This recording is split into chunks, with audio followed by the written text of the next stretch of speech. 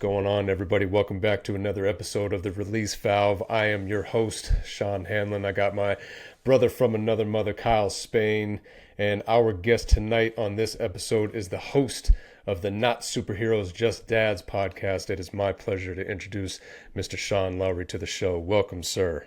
Thank you. I appreciate it. I see you guys doing your thing, man, and I love it, man. I appreciate Likewise, that, man. bro. Likewise. I was just going to say, definitely started paying more attention to your podcast, and I'm loving the conversations that you're having, the thought-provoked, as Kyle likes to say, the thought-provoked conversations that you bring up, and the bond that you're building with other dads and other people, like-minded folk out there. It's inspiring, man. So I appreciate the work that you're doing as well. Thank you, man. No, I tell people all the time, man, I'm just thankful. Honestly, I look at it like this is just God's plan. I'm just, just doing what He told me to do. So I appreciate that, bro. No, I like that. So, I mean, tell me a little bit about your podcast and how you got started with it. You want the long version or the short version? Let's dive in. Yeah. All right. So, I'm in Texas now, but originally I lived in California, grew up in California. In the IE, for those that don't know, Inland Empire, I started off actually working at a school in San Bernardino, which is at the time was like #1 in murders, right? So I was helping the kids, dealing with them literally where it was kids that was only coming to school because I was there, right? So like parents on meth, parents alcohol, like all just the worst type of situations. I remember, literally where kids was like, "It's why I'm not gonna go when my shoes are too small." So I was giving them like pair of shoes that I had, like I was buying them, like that's a whole nother thing. But anyways, they inspired me to come up with this thing where it was called A Dreamer's Ambition. That was something that I really started off with, and that was a whole youth movement. So shout out to them, Jared, Veronica, all of them, all the kids. They're now grown now, which is crazy, but they helped me. They inspired me with that. So that I say that because that kind of triggered everything else. So I was doing that, and then fast forward, 2018, I started a program for the youth. Literally, I made a whole curriculum for them, and it was an 8-week course. I had a whole class and all that. I was able to get an office and stuff. Shout out to my church at the time. They let me use one of their offices, so I did that. Dove into credit scores, to how to buy a home, how to apply for jobs, literally just life tools, right? That we didn't get, and a lot of our kids still don't get those things, right? So just teaching them different things and having a different type of mindset with certain things. And so it was going well, and I was in the process of going into a school, putting that whole curriculum and stuff into the school. And then COVID hit. COVID hit, threw everything off. And I was still doing a couple stuff online. I switched it to online. And then the kids were telling me, "Hey, we love what you're doing, Mr. Shawn. Like, man, it's impacting us. But the problem is what you're showing us is not in line with our parents." So, okay, I understand that. And I was like, they're the foundation, right? As parents, we're the foundation. Yep. And so, fast forward some more, I made another curriculum strictly for parents that I had online, that I had people literally taking on the courses and all that stuff. So I was doing that. Then we eventually moved to Texas. It was harder to keep up with it because I wasn't able to meet up with these parents in person, like before. And then what I started to notice was when doing it online and being gone, it was only the mothers that I was getting. So the fathers weren't even being there. And my wife pointed that out to me, like, I think there's something there. I think you should be focusing on that part. And I'm like, you're right, because at the end of the day, I believe that as men, as fathers, we're the foundation for our families, right? That's how it was designed. That's how it's supposed to be. Because at the end of the day, as men, we're our sons' first heroes, and our daughters were their first love, right? So those are very key components, key things. So fast forward, bro, like I basically had a curriculum for that, but I was like, you know what? I want to make a bigger impact. So that's when, about 2 years ago now, I was like, I'm gonna do a podcast, strictly for his fathers. And then from that, which I'm now, I just about a month and a half ago, I'm now a nonprofit as well. So my goal is to really impact and give us a safe place and give us an environment for us as fathers, and to give us different resources. That's my long term. I have a bunch of different things I want to do, but to basically, I say all that to say that's how we got here. So I had to share that story because my heart is still always with the youth. Like, that's where my passion is. But it's got me to here, where the fathers, because I realize as men, as fathers, we have such huge impact. Even when we don't think we do, right? It doesn't matter if your father was absent, if he was a part-time dad, if you had him all the time. There's some type of influence you have from your father or lack of. So yeah. Amen Man, to that's that, man. yeah, man. That's huge, man. And God works in mysterious ways. His thoughts are not our thoughts, and our thoughts are not his. And the way he operates behind the scenes are just mind blowing and just so magnificently beautiful, and how he connects people with the purpose of what we're trying to achieve, basically to achieve his purpose, right? Ultimately. Yeah. And I actually just sent Sean a message on Instagram about the plan, about God's plan and the dreams, and how God gives you a vision, but he doesn't show you the plan, because obviously he's building character and building you to be that type of person that can handle what his promise is for you. And just within these first couple of minutes of you just talking about that, it just hit me and had me just cycling all the things that, as I go through, as a man and as a father. And I've talked to John about this too, as far as frustrations, and we can even bring that up, that we have with our sons.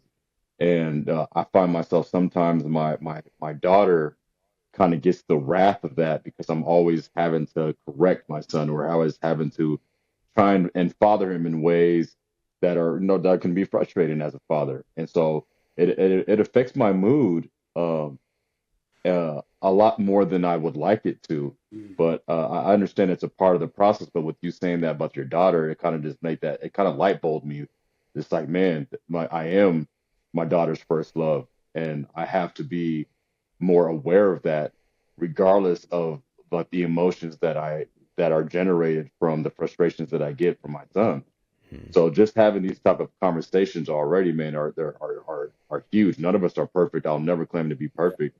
And just you saying that, it was just like, man, all right, well, as a father, I need to be more aware. And it starts with awareness, right? Yeah. Yeah. It starts with awareness in order to become better and taking Mm. accountability. Uh, but I have to be more present. I have to be more mindful of those type of things, because we're building little adults. And I understand more than anybody, right, that the child, as a child, that's where everything starts. We don't start learning it. We take everything into our adulthood from our childhood, and that's what we become, right? So Yeah. it starts with childhood, and trying to provide a place, a safe place, a place for them to grow up and have the love and nurturing that they need, so they can have the confidence that they need going into their adulthood. So God is good for bringing this together, Yeah. because you hit me up, Shawn Lowry, and you were like, "Are we still good for today?" And I was like, "Oh man, like yeah, like yeah, yeah, we are." So if you had not hit us up, you hit me up, then we wouldn't be here right now. So Yeah. that's dope. Yeah. It's big, man. As fathers, we have a giant magnifying glass on us. Hmm. And a lot of times we don't recognize that. We're just so caught up in our world and what we have going on. And then when we see that effect that we're having on those little ones, it's a big, slap in the face, really, of like, oh man, it's not just about me anymore. Yeah. It's not just about what I have going on. It's about these little ones. And like you said, Kyle, they don't know anything about the world at hand. So they're going to learn, either directly or indirectly through their parents, the ones that are closest to them. And as fathers, like you were saying, Shawn, as long as we're present, yeah, we gotta make sure that we're on top of our game as much as we can. Again, we're not perfect, nobody is, but they're a big reminder on how much what we do and how we handle ourselves matters. Because that's how you learn from, like you were saying, Kyle, when you're kids, like you're learning how to handle things from your parents. Sorry, this was an upsetting moment for my dad, and this is how he handled it. So that's how I handle things that upset me, right? So, if you're the type of parent that likes to yell and get real angry because you feel there was an injustice bestowed upon you, right? The kids don't know any better. They don't know the reasons that went into what it is that's going on, or the compounding factors that led to the level that you're at. All they see is that you got upset and you yell. Yeah. And so that's how we respond when we get upset, right? And I know this from experience because I was I was working a job that was not the right job for me, and it was very stressful, and I took the frustrations that built up at the job, I took them home with me. Mm. And so I would be explosive type angry, and Yeah. always had a reason, had I don't want to say reason, but there was a reason why I would get upset, but Amplified. to the degree that I took it with my Yeah. reaction was not justified. And so it came to a point to where my daughter, when she would get upset about something, she started yelling, she started screaming, and I immediately went, "Oh no, that's on me. That's my bad." Mm. It's like, "Oh man, I gotta course correct like Yeah. real quick." And proud to say that I did make those adjustments, but it was a big wake up call for me. Yeah. Was realizing that these kids are learning how to deal with things through us. Yeah, and I would say, like, right, we parent we parent based off of our experiences too, right? Right. Good or bad. So you say that, right? And I remember, my mom did the best she could, of course, but I remember her coming home and taking out her frustration out on me, right? Yeah. So I made sure I would never. So my kids never know. Me and my wife can be arguing. My kids wouldn't know. Like they might know a little Yep. bit, but for the most part, and that's only if they hear, but for the most part, I try to make sure I separate each thing, right? And Mm. especially for my daughter, I have four kids, right? So I have like a unique perspective because I have a 20-year-old and now a 7-year-old. So it's like everywhere. Mm. Yep. Um, so I feel like I've I've been in the trenches in so many different ways with different things. And I realized though also, no matter how amazing we are as parents, like you said, we're not perfect. That's why my one of my things I say all the time is you don't have to be perfect, but you have to be present.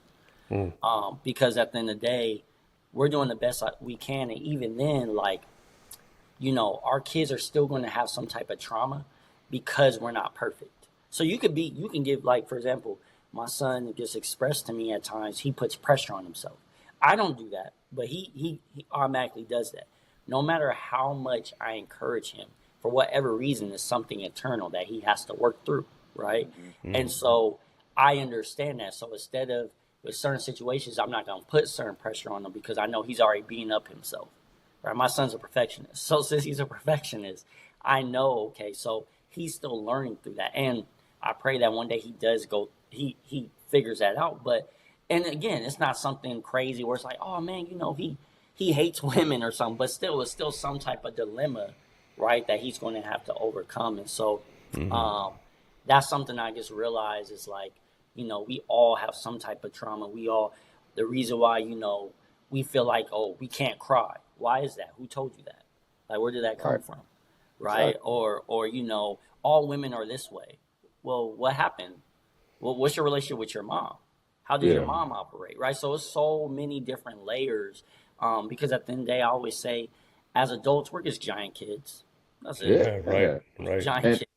man, I love the way that I love you say giant kids, and I wanted to, I want to talk about the giant kids and, talk about the trauma that you just mentioned as far as internal trauma, right? Because my wife and I, we do, on the positive side of things, right? I like to point out my negatives, but On the positive side of things, we do encourage our kids. We provide them with a level of encouragement that I didn't get, right? It's like you said, you can either handle trauma either one or two ways, right?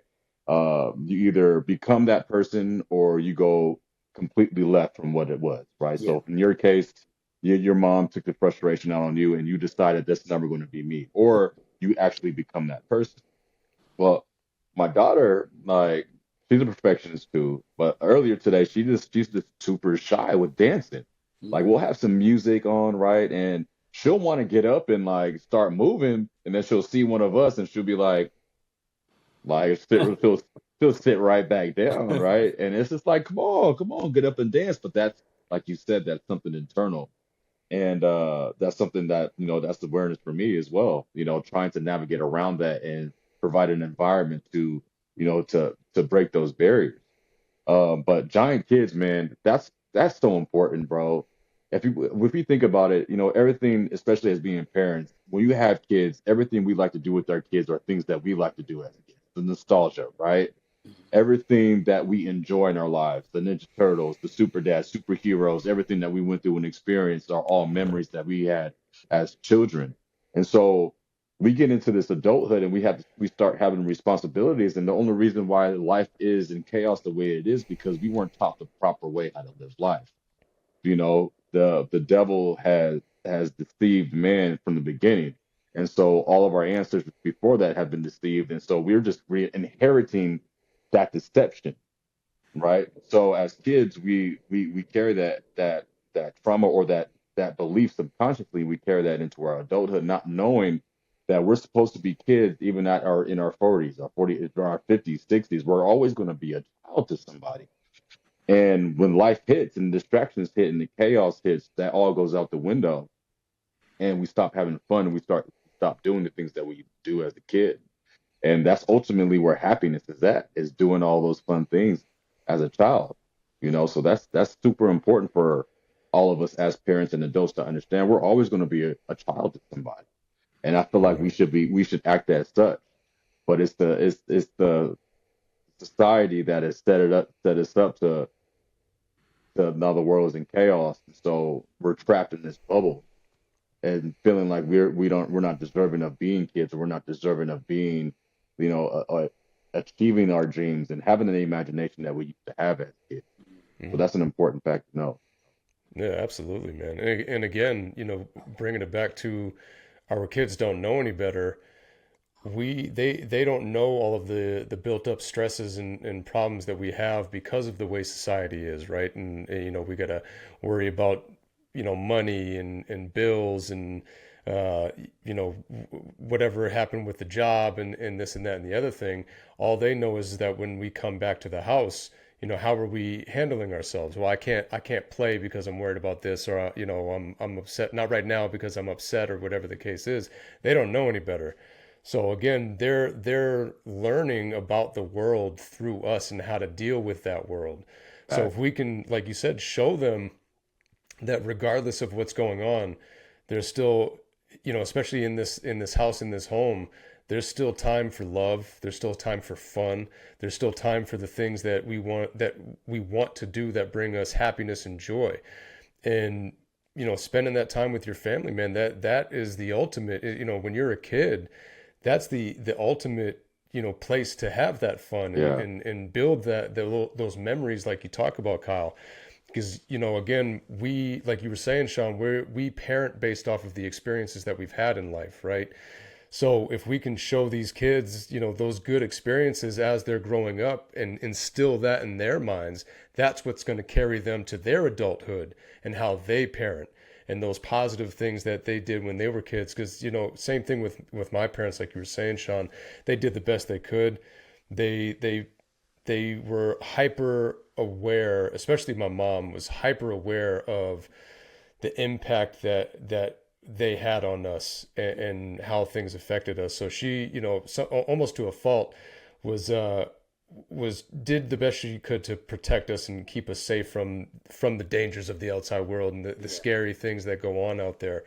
But yeah, man, making sure that you have that time you're making that time to give these kids that good experience, create that safe space for them at that house, and build those memories like we talk about, Kyle, all the time. You know, we talk about the fun that we had with our parents the most when it comes to dealing with our kids, and the nostalgia feel that you were talking about that we get. Like, I remember doing this when I was a kid, and so I want to share this with my kids and have that fun with them in that same way.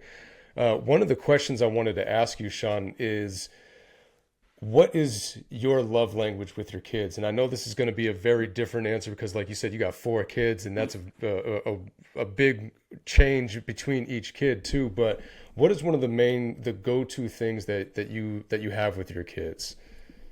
Well, man, I Great guess question. they all for sure, like they all need different things, but they all obviously want my time, right? That's the biggest thing.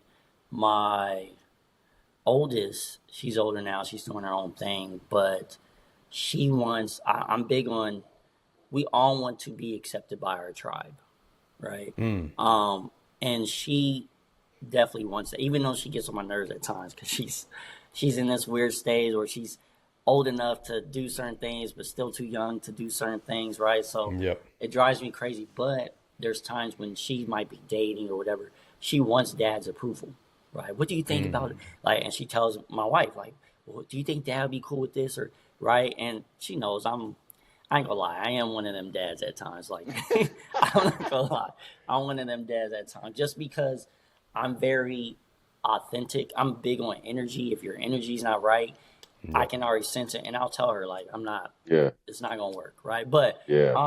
but so with her is more so. I think with her, I would say the love language is she wants to know that she's seen. For sure, she wants to be seen because there's times where I'm just focused on whatever I'm focused on. And she was just at work this whole time. She's home. I'm home. She's like, "So, Dad, you're not gonna hug me?" I'm like, "Oh, yeah, you're right. I'm sorry." Right? And she'll call me out on it all the time. So I know, Mm, like, those things with my daughters for sure. They want my affection. My youngest daughter, oh my god, she's a daddy's girl to like the extreme. Like, it's ridiculous. To the point where I didn't tuck her in, and she was silently crying for like 40 minutes, right? oh, And so she definitely wants my time. She wants, I wake her up I wake up all the kids getting ready for school. Before she comes downstairs, she has to grab my hand and walk downstairs with me. That's oh, just the light. So she wants to constantly, "Hey, Dad, sit next to me. Hey, we're watching the show." That's her. She wants that. With my boys, it's a little different. My youngest son, he wants to play and stuff, but he wants to wrestle, fight, all the fun stuff. So for him, that's why I said it's like time for all of them. I feel like and it gets difficult at times, especially because my oldest son does basketball, so that mm, takes some of my time. So yep. I try to make sure I balance it. And with my son, he's similar to me a lot. Like, it probably gets on my nerves. Like, we argue a lot, like in a playful way, but we argue because he's just like me. Yep. Um, so with him, I can, like you said, like I don't even really yell at them like that, but I can get on him. Like, I can be tough on him, and he'll take Yeah. it. He'll take it. Matter of fact, he's told me a couple times because I'm like, "Hey, do you want me to ease it?" Because I talk. That's probably why he's advanced for his age because I talk to him about real life situations. Yep. Um, but I asked him like, "Hey, do you want me to kind of chill out?" He'll tell me like, even though you make me mad, like, "No, I want you to continue doing that because it helps me." I said, "You Mm, sure?" He's like, "Yes, it helps me." Like, me getting on him motivates him. So I'm like, mm. "All right, if that's right." And That's for a that, mature but response. huh? What you say, bro? I said that's a mature response. Yeah, right. Like he would, but my daughter, if I do that, the world's ending, right? Like, it's like why would you do that, right? So, with my youngest son, it's I have to. It's a mixture of both. I can be tough on him, but I have to also scale it back. With my Mm, daughter, same thing. I can be on her, but I have to. The only one I can really probably be hard on like that is my oldest son, because he'll just take it. He's fine yep. with it, because he knows it's coming from a place of love. Like, he Mm, literally says it, like he knows that. So it's a different, yeah. So for all of them, though, different. And then that's not even adding the element, right? All this time and energy that I'm giving, but then I have a wife, right? And so I Right. have to make sure I'm giving that energy. And so I have been guilty of that, where I've been a better father than a spouse, Mm. right? And so I had to learn um, which season or which time, like when I can be that. Okay, you know what? At this moment, yes, I need to be all in with the kids, but now I need to make sure my wife isn't being forgotten about. So that's a Mm. whole nother thing in itself. But yeah, man, I hopefully That I answered your balance, question. man. No, Yeah, you did. You I mean, did. yeah, I mean that's important, man. And with four kids, I mean, I tip my hat to you, man, because with with on this journey of healing and growth that we're all on, I'm understanding more and more and more that currency, that time is the most valuable currency that we have, right? Mm. The time you give somebody is the most valuable thing that you can give anyone. And when you have four kids and a spouse, I'm already trying to figure out how to do that with two kids. You know what I mean? Trying to get my business off the ground, trying to heal myself, grow myself, trying to become a better person in general, to become a better person to my family. And with even that being said, there's a lot of time that I'm spent working on myself versus time that I need to be spending Right. with my family. Right after this, I'm about to go spend time with my kids. Yeah, Like no bull. I'm about to go get with them as soon as this episode is over. But that's huge, man. And having four kids, man, it's I can only imagine, you know, having to get that all figured out. So, man, I tip my hat to you. I mean, yeah. obviously, our responses are a lot more uh they're a lot more beautiful than what really goes on behind the scenes. You know what I mean? But it sounds like you're doing a great job. No, So I tip my hat to you. well, one, I appreciate that. I was going to share too. It came a crossroad. This is before I had four. I had three. I had three at the time. I remember I was praying on it. We had our house, and end up, long story short, I ended up losing this job that I had, and I was praying for this where I could be I can't remember what it was called. I don't know if you guys ever saw a Gridiron Gang with The Yep. Rock. Yep. Okay, Yeah. so I was gonna do that, right? Like working with juveniles and stuff like that. Mm. Um, and I just had my daughter, and I was like, okay, cool. Like this is what I've been praying for, like literally years, like because I'm like, man, this would be great. And it was weird. Like I had to choose. So the guy told me I already had the job, everything. He just told me, hey, you have kids, right? I was like, yeah, yeah. Told him the age. He was like, okay. He was like, well, just to let you know, like you probably won't see them like that. And that it was weird to me because I prayed about it like before I was just signing the papers, but I prayed about like, thank you God, like, but if this isn't for me, just show me. And it was weird that the dude said that. But I'm like, all right, even if that's the case, they're still small. Whatever, I'm still able to help the youth. So that's cool. So then he was like, oh, and also I was like, yeah, okay, that sucks. I was like, well, I'm gonna be helping the kids and this and this. And he was like, just so you know, you're not gonna be able to help them like that. I'm like, wait, what you mean? He was like, I was like, oh, I'll be. He was like, every now and then, if someone's trying to hurt themselves, yes, but besides that, you're not going like because I had a vision like Gridiron Game. I think it's gonna be something like that. Right. He told me no, like basically I'm just babysitting and making sure no one hurts themselves.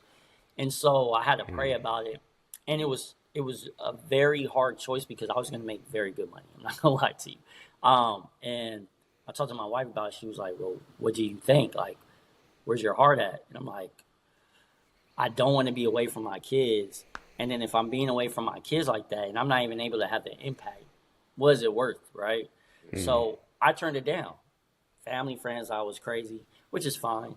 But I look back at it and I'm thankful for it because I have such a strong bond with all of my kids, and I know that wouldn't have happened if I was gone all the time. Mm. Man. Hey, that's huge. That's huge to say too, man. And we all have our struggles that we go through in life. And I when basketball stopped for me, it was a extremely hard time for me. You know, back in 2017 is when it started. I played in France. I came back, and I was still, I dealt with a lot of injuries. Uh, but in hindsight, those injuries happened for a reason because it allowed me to be with kids Mm. more often. Even now, with current situation. like with my son. And even Sean, you were like, hey, Lowry, you're like, hey, he's Tyson's good. Tyson's good. He's gonna be all right. Just when we started. And had I been in a different circumstance employment wise, had I still be overseas or being occupied in a different fashion, I wouldn't be there to have done what I needed to do or have the relationship that I have with my kids. And my son wouldn't be where he's at, Mhm. especially with sons needing their dads, man. So that's just another example of, how God works in ways that we don't even pay attention to, whether we make it seem like it's a bad thing or not. They usually turn out to be more positives than negatives, and that just helped me realize that, because the relationship with our kids is more important than anything. Because I'm starting to realize even more so. Quick story: the other day, uh, I've been frustrated with life more often than I'd like, and this was kind of like about 4 or 5 years ago when basketball stopped for me, or basketball wasn't what I wanted it to be, right? Uh, and I had my son; he was playing for SA Hoops, and this was 4 years ago, right? And I remember, like, my son has always been my son, and so he's always frustrated me the way that he frustrates me now.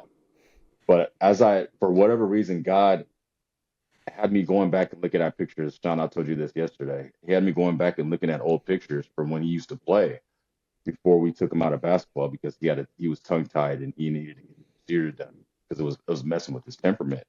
And I look at those pictures, man, and when you're in the moment, you can never tell or have like what it's going to feel like in the future. But I look back 4 years and I see my son 4 years ago and how young he looks, just how just how just how much of a sweetheart I called him. How he looks, he's just like, oh my goodness. We call him a Didi, right? We call Didi's like, oh, he's so cute or she's so cute. And I realized, like, man, like, I shouldn't have been so hard on him back then. You know what I mean? I should have been more, not more lenient, but giving him more grace, right?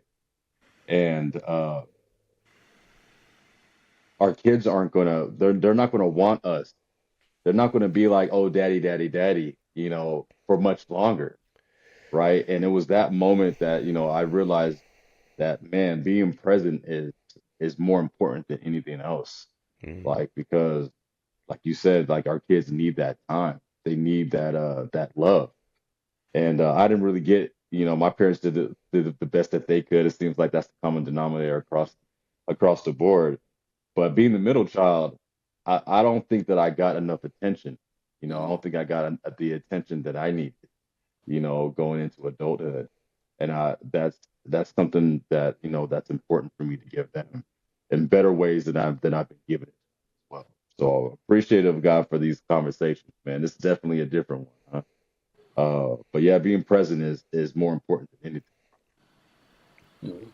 It's huge, man. And again, having kids is such a good reminder of our presence and how much it matters. Like you were saying, Sean, I knew a lot of kids growing up that their dad wasn't present, or they didn't have a dad, for whatever reason. And you always were able to pick up on the absence that was in the household because of that. Whether you recognized it or not, you realized that there was a different setup going on over there.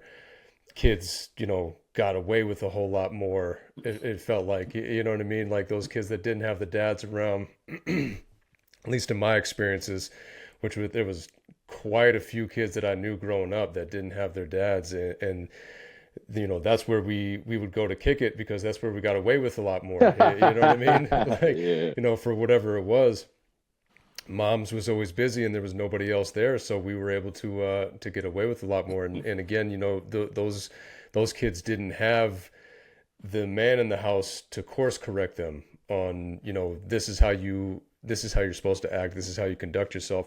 And one of the main things that you were talking about earlier, especially with our daughters, that's one of the things that I'm most aware of with her, is indirectly showing her, or kind of in a way directly showing her, how she should be treated as a lady. And by doing that, I'm or by thinking about that, I'm showcasing it with how I treat their mom. I try to, and that's the indirect that I'm talking about. How I directly, treat my daughter is trying to show her that respect, and making sure that her voice is heard, that her feelings are understood the best that they can be. But I try to show her how a man is supposed to treat a lady, a woman, by how I treat their mother. And, I'm not perfect. Again, I have my moments, but that's something that I think about quite often is how she's seeing me interact with her mom, because her mom's such a big influence on her. Like she says it all the time that when she grows up, she wants to be like her mom.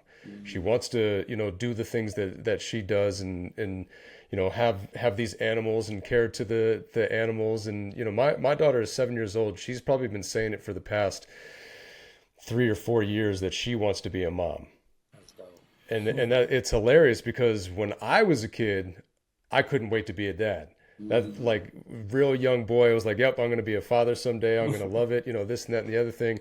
My wife, for the most part, growing up, she did not want to be a mother. That was something that she came across later in life. But so it's funny that my daughter, she's known for quite some time that she wants to she wants to be a mom and have a husband like her dad. And I'm choosing to not get emotional over that as I say it, but again, that means something to me, because that Yeah. means that I'm doing something right. And I think just having that mindset of, because I didn't have this mindset before, again, I was so caught up in my world and the things that I had going on. And like we've talked about before, I had these like horse blinders on to everything else that was going on around me. I just had the things that was directly in front of me, my problems, my issues. It took me a while to change my identity in my own head on, I am a father, I am a husband. And that was something, like you were saying, Shawn, that didn't come right away. The father part came a little bit later, but that came first. And then after a little while, I was like, oh man, that's right. I'm a husband too. Like, I need to make sure that I'm balancing out that scale over here too. It's so important. Like I was saying before, man, the giant magnifying glass that we have on us at all times, it's tough to deal with sometimes. It gets heavy. It gets overbearing sometimes. But having this type of mindset of wanting to do a good job, I feel like is not something that every dad has, unfortunately. Yeah. And even some moms too, Yeah, not absolutely. to just throw all the shade on the dads, but Absolutely. there, it doesn't come easy for just about anybody. And some people fold under that pressure, and you have the other people that rise up to it. We're not perfect. We're trying. But I think having these mindsets that we have, like we're all been talking about this whole time, is the best type of mindset to have. Is that I want to do a good job. I know that I do have a lot of influence on this, and I wanna do the best that I can at that. You know what I mean? I love that, bro. I'm big on affirmations and things like that, man. So one, I just want to salute you, both of y'all. But Shawn, you was talking about too. You was getting emotional. Just for those that's listening or watching, obviously there's nothing. First of all, there's nothing wrong with it. That's a beautiful thing. You know what I mean? The fact that your daughter wants to have a man just like you. You know what I mean? That's a beautiful thing. That tells me you're doing an amazing job, bro. So salute to you. Real talk, man. Appreciate that. That's Yeah, man. that's I gotta step amazing. my game up. Yeah, no, that's amazing, man. And so like, and like you said, because it's one of those things where you know, I don't look at it as weakness. I look at it like, man, that's a man that really loves his family, right? That's a man that's really going to do whatever it takes for his family. So to me, that's a beautiful thing. Number one. Number two is, yeah, our kids are watching. My son, my oldest son, he'll see flowers. He'll be like, hey, are we getting flowers for mom? He knows that because he sees that, right? Anytime now, it's expensive, but anytime I get flowers for my wife, I got to get it for my girls. So my girls know they always get flowers, right? I'm I actually love slacking that. on that. They hear me down the hall or something. When we getting flowers, but anywho, but like, so like, right? It's different things like that where, you know, I just want to salute you on that, bro. I didn't want to like glance over that. You know what I mean? Just because I I just want to appreciate that. let you know, man. No, that's amazing because there's so many daughters out there that are aiming to have someone like their father, and their father's not even who they're trying to be, right? So they end up being with that person that's in and out of prison. Why can't you do better? Well, Dad, weren't you in and out in prison? Right? Right, Oh, right. you keep letting him put his hands on you. Well, didn't you do that to mom? Yeah. Right? So it's Deep. so the fact that you understand, hey, I know what I don't know, and you're okay with that, right? And you're constantly trying to learn and develop is amazing because that tells me your daughter, when she gets old enough, she's going to look for that type of man with that type of quality. And to me, that sounds like an amazing man. So salute to you, bro. I appreciate it, brother. Yes, sir. Man, these conversations are so important, man, because you talk about that magnifying glass of it being on the fathers, especially how it's supposed to be. And as fathers, it's like, well, what we talked about in the beginning, Sean, right? I was like, oh, a real man don't cry, and that's the complete opposite, man. If you don't I cry, cry. it gets, oh man, me too. I And I'm cry. and I'm and I'm not afraid. I'm not. That doesn't make me less of a man. It doesn't make me weak of a man. You know what I mean? And I think it's important we talk about this, especially at this stage in our life with these podcasts that we develop, right? Of being able to have the release valve, you having, the super dad, and me having thought provoked and other things that it's important to have because this is the community that we need. There's so many of us going through things, especially as fathers, right? Especially as men, and without crying, we keep that bottled up. And then now what happens? The suicide rate is crazy. It's higher than it's ever been. And and who is the majority of? It's men. Right. It men has the higher prevalence is because we keep everything in, and it's because we're supposed to be this tough cookie when it's not supposed to be that way. So, of course, even though we know we're as men, even though we know we can cry, we still try to hold it in, right? It's not something that we want to do, Yeah. like, but ultimately, that's something that's important for us to be able to share, Depends on the because it's reason important. too, though. You know what I mean. True. If I'm upset about stresses or whatever like that, I try to keep those type of cries in. But when I'm happy for my kids, both of my kids are in karate, and whenever they get a belt rank or they just had a tournament recently and they did a really good job. Yeah, man, I let it go. I don't try to hold those ones in, and they'll look at me like, "Oh, are you crying?" I'm like, "Yeah, I'm really proud of you. Like you've worked so hard at this." And so, I definitely try to show them, that type of emotion.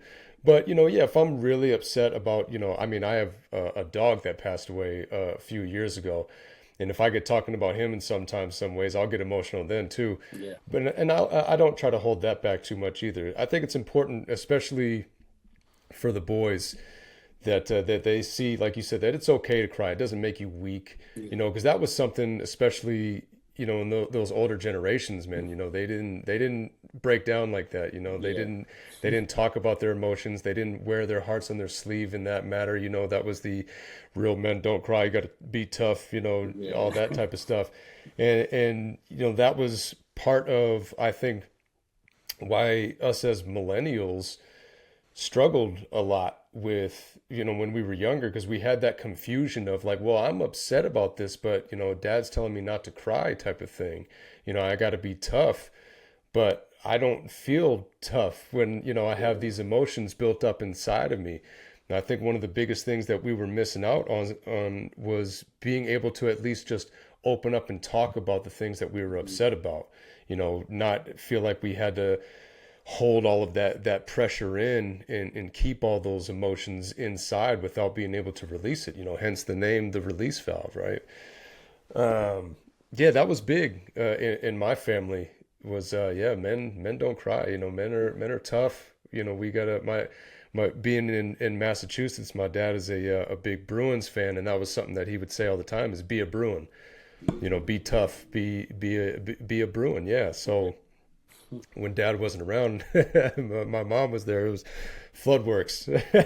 I was opening up because I knew I could get away with it with her. But yeah, again, man, the presence factor is huge, and balancing that out, man, is one of the, for me, has probably been the hardest aspect of being a father, is trying to make sure that I'm balancing everything, and husband is making sure that I'm balancing everything, but not just that, husband, father, and who I am as an individual. And another one of the questions that I wanted to ask you, Shawn, was what is it that you do for yourself to keep yourself balanced when you have all these other things that you're trying to keep in balance? What is it that you do for yourself?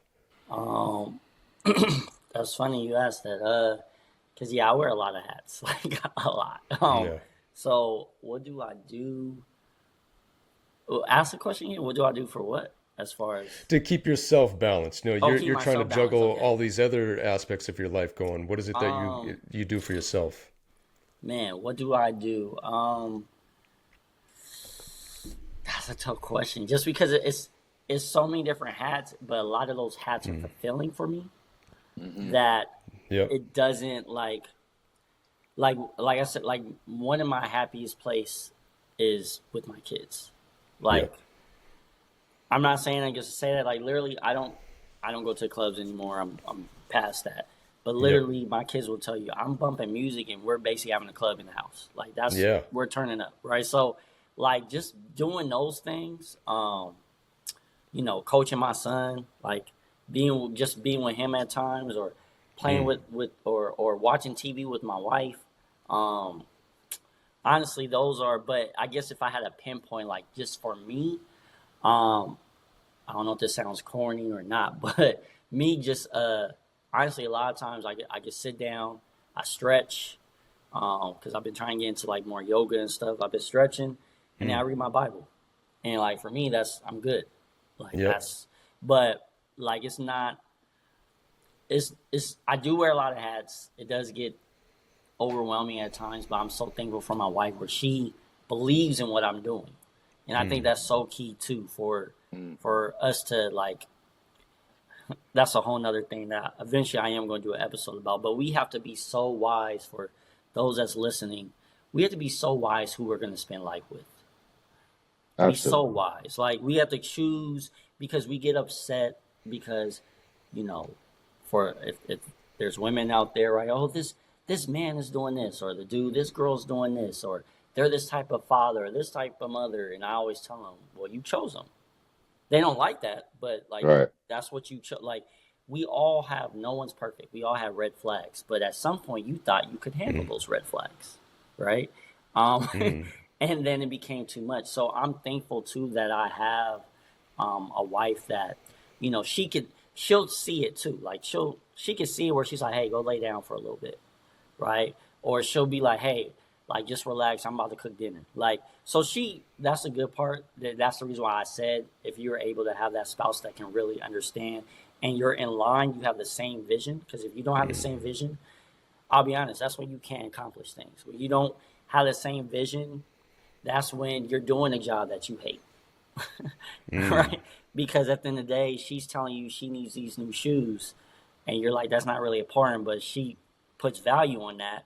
And now, as a man, you want to provide, so you're stuck on working this job that you hate. Mm. So that's a whole, like I said, that's a whole nother thing.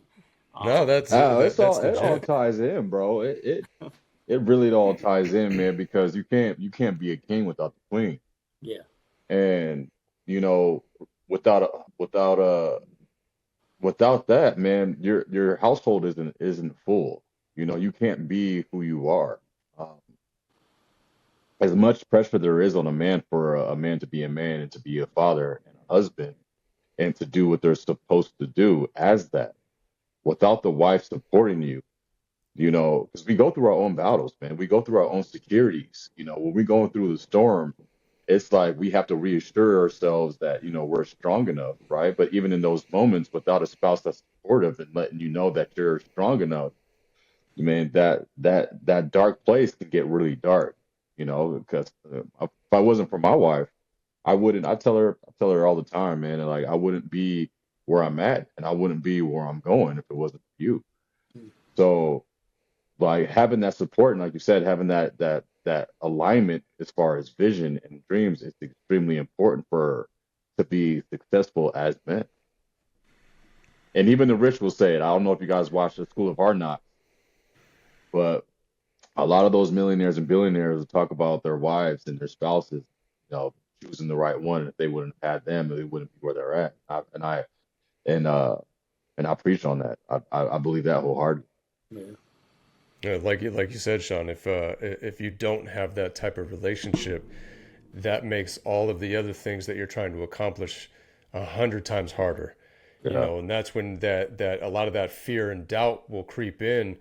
I don't know if I'm capable of doing this. I don't know if I can take on all of these other things. But when you have somebody that's in your corner like that, letting you know you are capable of doing this, I believe in you. I know that you can do this and that and the other thing. That kind of puffs your chest up a little bit, and you're like, yeah, Like, you know yeah, I what, you're can't. right, Yeah, I yeah, can do yeah, I it. can do this, yeah, let's go. Because yeah, if you don't have that support, man, it just makes it so much harder. And again, you really start to question and doubt what it is that you're doing. What's your why? Yeah, and my why is, yeah, I'm doing this for my family. I'm doing this for the betterment of my entire family, and my wife is letting me know that that's the right path to take. And so yeah, if you don't have that, man, it really does feel like you're drowning with everything else that you have going on in life. Yeah. So I had another question for you, Kyle, based off of the flow of conversation that we were already having, because you seem to be taking in these questions internally, and then like you said, you wanted to go and be with your kids after this. What is your favorite pastime with your kids? Um, we like to play board games. Mm, We like to play some board games. And I would like, if I'm being honest, we don't spend as much time as I'd like. You know, uh, we're a board game, a video game type of family, so we like to do that. And we were actually talking about going to SeaWorld tomorrow, but that may not happen. But when we're actually playing, and it's something I'm glad you asked that question because you know it's a great time to get to know your kids as well. When you get to asking them questions, and some of the board games that we play, you get to be consciously aware of their intelligence and their growth, with their comprehension and understanding of things that you didn't think that they understood.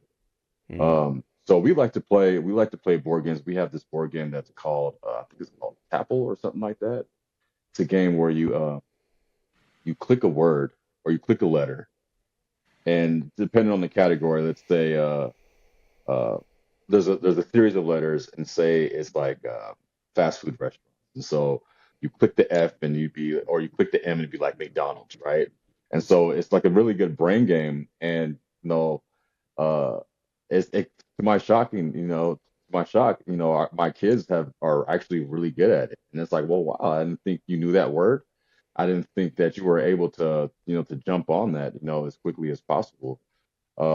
But no, man, if I'm being honest, like you said, it is. I am internalizing a lot of it, because it's allowing me to be present and helping me realize more time that I need to spend with my family. Because, like I said in the beginning, from the trauma, you either become that or you go against it. And I feel like I'm in the middle. I feel mm, like at times I'm for it, and I feel like because my parents, we didn't really do that as a family, that it's like, okay, we'll go play on your iPad because I'm trying to figure stuff out. You know what I mean? So I feel like I'm in the middle with both of that, but with these conversations, it's helping me realize that I need to be more in tune with that, especially as much time as I have. mm. Again, that's why it's so important to have these conversations, right? To make sure that it's kind of that check in with yourself, like where am I at with all this stuff? Because again, it's so easy to get caught up in our world and the things that we have going on, that we don't always see the effect that we're having on those around us. And I mean, it's no more important with anybody else than it is with our kids, and your spouse as well. But the kids don't know any better. Your wife or whoever may be able to pick up on the reasons why you're acting the way that you're acting or doing the things that you're doing, but the kids don't know any better, and at least not yet. And we want to make sure that, yeah, that we're being there for them the best way that we can. And it's not easy because like you said, the biggest currency that we have is time. And how do you juggle all of that, trying to find the time to be the husband, to be the father, to be a different father for the kids differently at different times, like you were talking about, Sean, but then, who we are as a person. And, Sean, I liked your answer because, with some people, having that presence and keeping all those other things balanced is who you are as a person, and helps define you and what you like in life. You feel good about having that presence and being there with everybody in the best way that you can, and that makes you feel good as a person. So you don't need a break from all of that to go do something else over here or whatever for yourself, because you for whatever reason. Some people do need that break from things, moms included, dads included, and there's nothing wrong with that. But I think it's important to, again, have that mindset of, am I being the best that I can be in as many areas as I can in life? And one of the things that you got to do is ask yourself, who am I? What is it that I'm looking to do while I'm here on this earth? I'm looking like for you, Sean, like you were saying, I'm not trying to put words in your mouth, but you're trying to be that best husband, father, role model, not just for your kids, but for others as well, the best that you can possibly be, and I think more of us need to ask ourselves that question, have that self check in, who is it that I'm trying to be? Who am I? What defines me? What is my why? And again, these conversations really help bring that question to the forefront of our minds. So it's important, man. And again, I want to say I appreciate both of you for being vulnerable to that degree of opening yourselves up, talking about the things that you do, and realizing that there are more things that you want to do, and what those things are. Because some people, a lot of people are not able to open themselves up and be vulnerable to that degree. It's weak, right? It makes you weak to be sensitive. It makes you weak to say that, you have these aspects of your life, or whatever the case is. And more people need to be vulnerable. People need to open up. More people need to have these type of conversations to really figure things out in life, man. No. Yeah, man. Oh, go ahead. Go ahead. No, go ahead, man. It's all you. No, I was just gonna say, no, I agree with what you're saying, and then I know you were saying with the balance too. So I learned from one of my mentors. Now his view is a little bit different than mine, but it's somewhat in line. Where he says there's no such thing as balance, right? And to an extent, I agree with that, but I say more so just be present in that moment, right? So for me, I say that because obviously if you're working, yes, in that moment, I am focused on my job.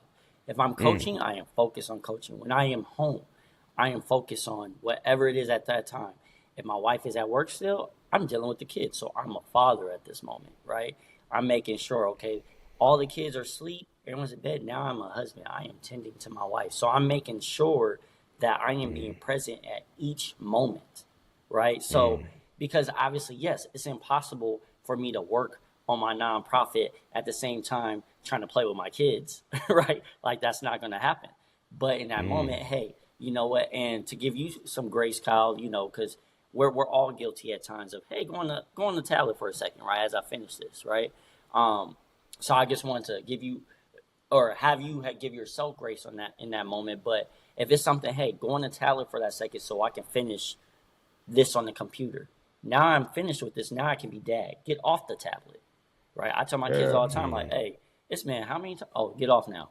Like, we about to do it. And they know they're not going to fight me on it because they know by now when dad says it's time to get off, it's time to get off, right? So in those moments, there is time, I'm guilty of it where, yeah, I do need that tablet to kind of watch you real quick while I finish this, right? Like, just give me 40 minutes. Let me get this, So, so for me, I feel like, yeah, there's no such thing as balance, but you just have to make sure you're being present in each moment. And if you do that, that will help create more of a balance. Yes, and I love what you said about that, because there is no such thing as balance in the degree, because we're not weighing one thing. right? Mhm. There's so many different aspects that are going to create that 100%, right? The different things that we're doing, and some certain aspects of our life are going to take up more of our currency, right? Whether that, a job, 50%, the family, 10%, whatever the case is,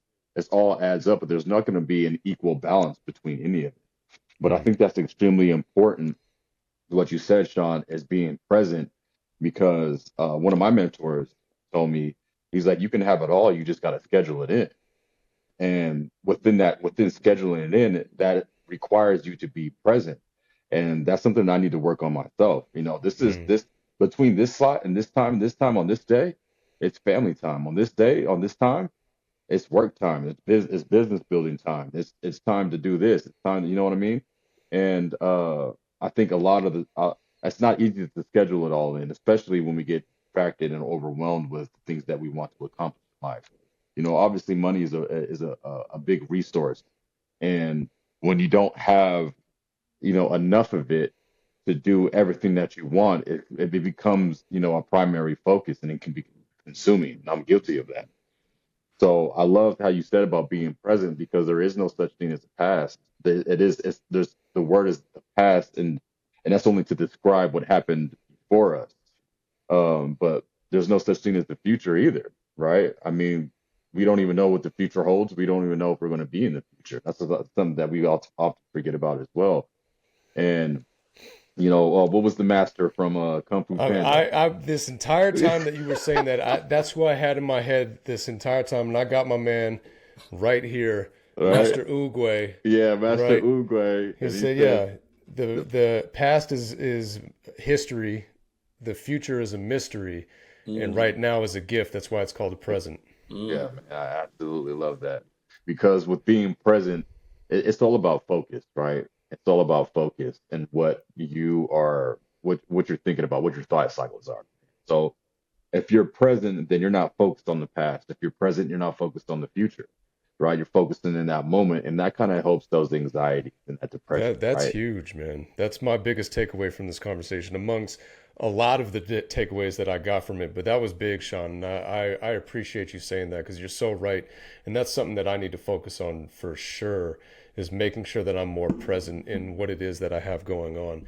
Yeah, when you, like you were saying about Kyle, it's okay for them to be on the tablet or be in front of a screen or whatever, because you're being present with what you are working on at that moment. But when that time is up, that time needs to be up, not just for them, but for you too, right? And then you're shifting over to here. And that, yeah, being present in all these things that you're doing when you're doing them is how you keep that balance. And I love that, man. So I'm definitely going to start applying that in my life Yeah, more. I That's man. that. appreciate That's the that. word of the week. That's word of the week, man. That's definitely word of the week.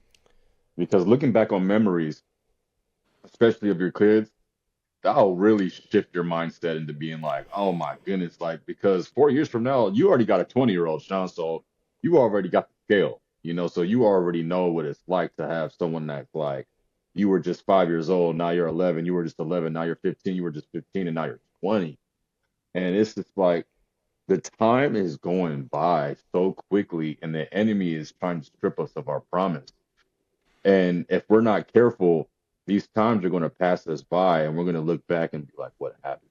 Right. Yeah. And that's where regret happens, right? Is where you look back, because that's ultimately where we learn the most from. It's that reflection and looking back on what's happened in the past. And so Right. that's huge. That's word of the week right now, being present. Appreciate that. I wanted to say too, real quick. You mentioned, like you said, scheduling, and like you said, we all. This is something I've learned over time. I guess I'm going in my life coach mode right now. But when you talk about scheduling, right, and doing better with that, and so one of the biggest lies that we tell ourselves is something, because a lot of times we blame the enemy, but a lot of times it's just us, right, for Yeah. whatever we're dealing with, right, internally. Where it's like, man, I don't have enough money, so I can't do this. So schedule, not I'm sorry, not schedule. Map out everything you want to do, so when that money does come, right, you Mm. just don't have the money right now. That doesn't matter. What does that have to do with this? Yeah. Right? The And that's what, vision, that's what, what you trying to exactly. map out. So it's like, Yeah. hey, I'm gonna get this, and because you might all of a sudden come across extra money right here, where you're like, oh shoot, I actually had this already mapped out. Let me throw this over here. let me throw this over here. But what happens is we get so caught up in, you know what, we don't have this. So before I was officially a nonprofit, in my mind, I was already a nonprofit. Right? Oh, I so didn't you know already how got that was that. going to happen. I'll be honest. I've been saying I was a nonprofit for about a year and a half, but I wasn't a nonprofit. I just knew it That's was going to happen at some point. that's that key of I taught manifestation. myself how to Yeah. be a nonprofit. I was like, I'm talking to different people. They're telling me how much it's going to be. I'm like, oh my gosh, I don't know how I'm going to pay for that. But I taught myself, right? So I was able to do. I saved what that dude quote me, like 1,800 or something like that, to be a nonprofit. Altogether, I only spent $400.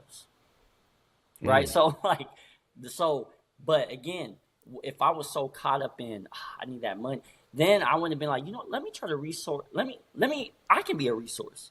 Let me teach myself how to do this.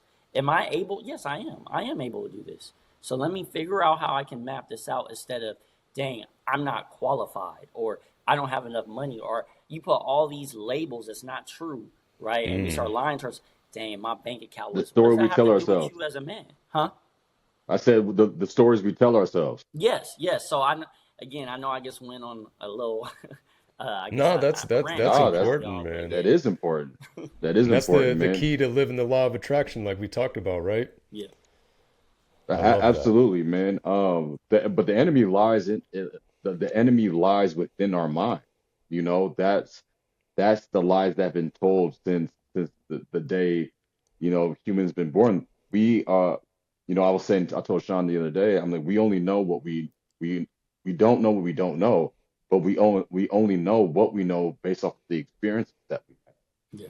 And so those are limited beliefs of what you're talking about. Yeah, for sure. And there's so many of them that we have to be aware of. And I love that you said that, because ultimately we are our worst enemy, you And I know? wasn't trying And to so, call you out, by the way. I was just saying overall. I don't even know if that's. I'm just more so saying if anyone hears this, right? Like oh, they might be nah, in their oh, head. So I don't know. I don't want you thinking like, dang, no. It's more so nah, overall. but I mean, this is a safe place for that. I Yeah, don't feel no type of way, because, this is something that, becoming into awareness of, yeah, limited beliefs, mental barriers. Like, those are our Goliaths, yeah, our fear.